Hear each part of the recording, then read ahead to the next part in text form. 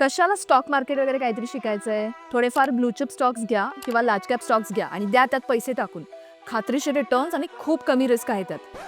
अशी सांगणारी माणसं अत्यंत मूर्ख आहेत आणि दुसऱ्यांनाही मूर्खात काढतात. Reliance, TCS, Infosys, Asian paints हे पण लार्ज कॅप कंपनीजच आहेत. पण मागचे 3 ते 4 वर्षांमध्ये जर तुम्ही हायला बाय केले असलेले स्टॉक्स तर यांनी काही खास रिटर्न्स नाही दिलेत आणि ते अजूनही कन्सॉलिडेशनमध्येच आहेत. मी स्टॉक हाय का मेन्शन करते आहे कारण लोक स्टॉक बाय करतात न्यूजमध्ये आल्यावर आणि स्टॉक न्यूजमध्ये कधी येतो जेव्हा तो रॅली देतो आणि तो हायला असतो. आता तुम्ही म्हणाल की काही लार्ज कॅप स्टॉक्सनी चांगले रिटर्न्स दिलेत, मान्य आहे. पण अजूनही मेजॉरिटी रिटेल इन्व्हेस्टर्सला राईट एंट्री आणि राईट एक्झिट समजत नाही.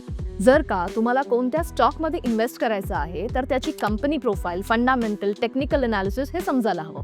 फंडामेंटल म्हणजे लेमॅन लँग्वेजमध्ये मी त्याला म्हणते कंपनीची कुदली, म्हणजेच कंपनी चांगली आहे की नाही इन्व्हेस्टमेंटसाठी. आणि टेक्निकल अनालिसिस तुम्हाला हे सांगतं की कुठे एंट्री करायचं आहे आणि कुठे एक्झिट करायला हवं. तुमच्या पोर्टफोलिओमध्ये असा कोणता स्टॉक आहे ज्याने मागच्या 3-4 वर्षांमध्ये काही खास रिटर्न्स दिलेले नाहीयेत किंवा तो अडकलेला आहे? आम्हाला कमेंट सेक्शनमध्ये नक्की सांगा.